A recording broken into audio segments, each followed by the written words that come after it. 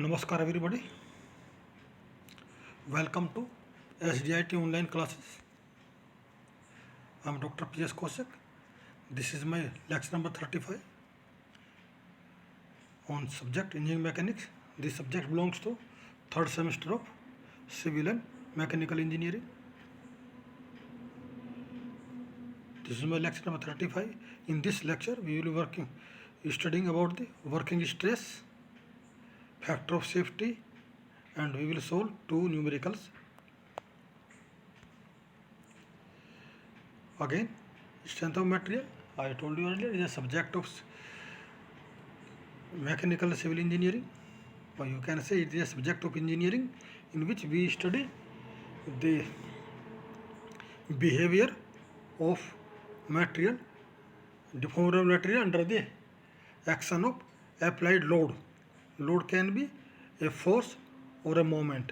Moment can be a bending moment or torsional moment. Similarly, a force can be a normal force or shear force. Basically, force are only two types. The normal force can be tensile force or compressive force, whereas shear force can be tangential or circumferential. Here, the two conditions which are applicable to assumptions basically, that is, first is the material of the body is considered homogeneous and isotropic.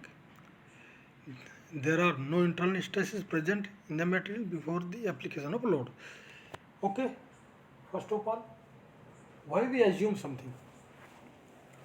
Let us discuss on this matter. Why we assume? We make certain assumptions. We assume to realize the ideal conditions.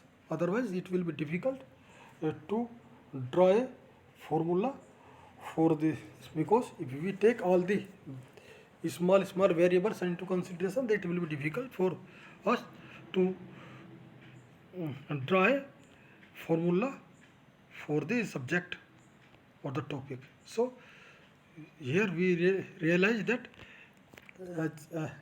no material is perfectly homogeneous and neither material is perfectly isotropic, but for general consideration we adopt that material is homogeneous and isotropic. Similarly, there are always some stress present in the material, but for our idealization we say that there is no stress present in the material before the application of load.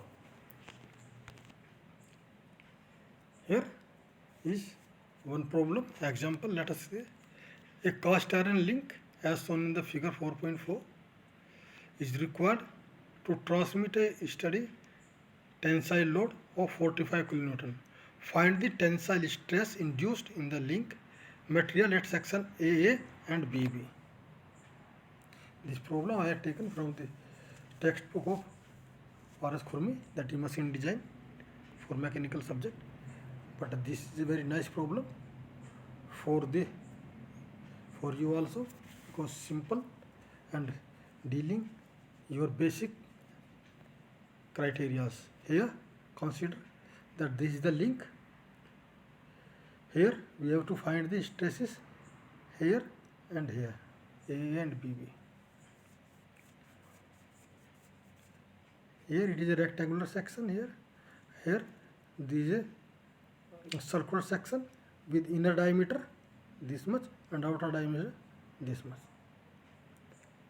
So here only the trick available is that we have to calculate the cross sectional area at this point and at this point. Otherwise the problem remains simple. For example, working the cross sectional area at 1 is A1, that is 45 into 20, given which comes out to 900 millimeter square. Hence, stress at A is P upon A1, that is 45 into 10 to the power 3 upon 900, which comes out to 50 Newton per millimeter square, which is equivalent to 50 megapascal.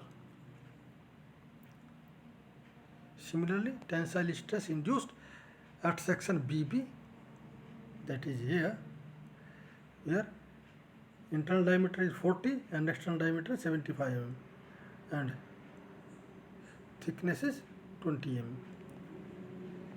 So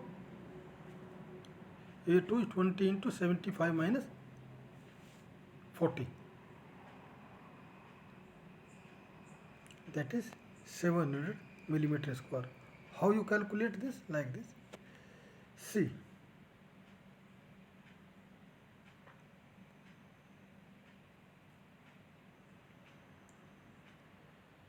this is the section. It will break. We will try to break from here.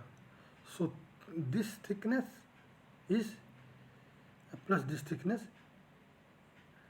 This is inner diameter, this is outer diameter. This plus this minus this, it becomes 75 minus 40. So we have taken this, and there will be two rectangles. Similarly, one is here, other one is here. So one rectangle will be 75 minus 40 by 2 is the width here, and thickness is as given 20 mm. Similarly here, so we can calculate them together. So it is 75 minus 40. This 40 is removed from total 75. So 75 minus 40, it comes out to be 35. 35 into 20 is the cross-sectional area here,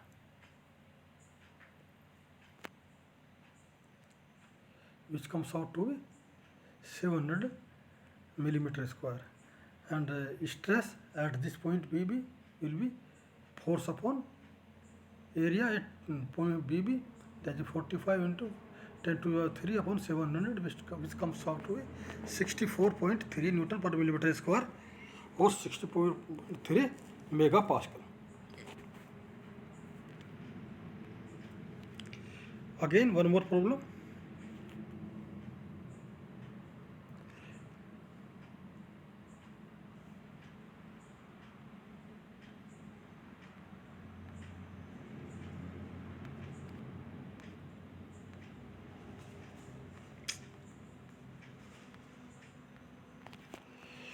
A mild steel rod of 12 mm diameter was tested for tensile strength with a gauge length of 60 mm. Following observations were recorded. Final length equal to 80 mm, final diameter 7 mm, yielding load 3.4 kN, and ultimate load 6.1 kN. Calculate yield stress, ultimate stress, and percentage reduction in area and percentage elongation. Okay. Now solution: diameter 12 mm, L160, smaller, capital L 80 mm, diameter D 7 mm, W load 3.4 kN, that is 3400 Newton. W, that is ultimate, this is yield, ultimate is 6.1 kN, that is 6100 Newton. We know that original area of the rod is a pi over 4 d square, that is pi over 4 12 square, that is 113 millimeter square, and final area of the rod is a pi over 4 small d square, that is pi over 4 7 square, that is 38.5 millimeter square. Yield stress, W yield upon area, that is initial area, which comes out to be 30.9 Newton per millimeter square, or 30 megapascal. Okay, then ultimate stress, ultimate strength upon area of cross section original, as you realized earlier also, that this is, we are working for the engineer's stress, that we always divide with the initial cross sectional area, which comes out to be 54 MPa. Percentage reduction in area, original area minus final area upon original area, that is, it comes out to be 66%.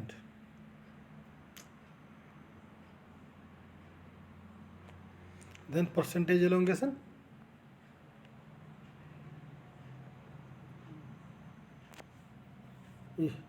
final length minus initial length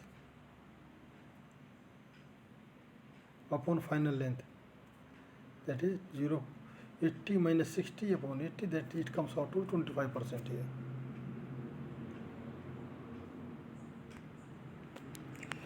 Working stress, let us discuss about it. When designing a machine part, it is desirable to keep the stress lower than the maximum, because when designing a part, you cannot design for its maximum strength. So we design it for a stress well below the maximum or design is maximum stress it can bear. So that stress at which the machine part is designed is called working stress, and the ratio between the maximum stress to working stress is called factor of safety. So when designing machine part, it is desirable to keep the stress lower than the maximum or ultimate stress at which failure of material takes place. This stress is known as working stress or design stress. It is also known as safe or allowable stress. Factor of safety again. Factor of safety, maximum stress upon the working stress or design stress. Now realize that there are two types of material, that is brittle material and ductile material. Ductile materials failure takes place at the yield point. So we take the factor of safety as yield strength upon the working strength or design strength. But in case of brittle material, there is no yielding and the failure takes place at the ultimate stress only. So here we take ultimate factor of safety as ultimate stress upon working stress. This is a curve for typical ductile material like this, and for a brittle material the stress will be like this. It will break here itself. For aluminium and copper, the working stress is like this. This is strain, this is stress. Now let us discuss something more on stress strain diagram.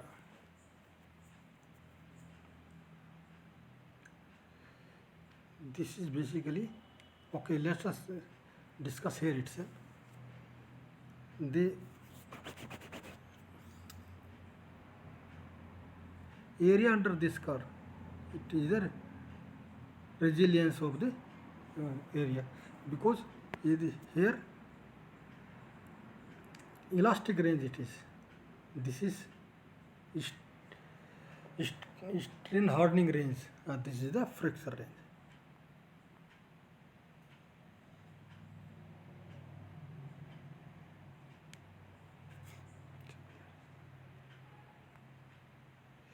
Selection of factor of safety.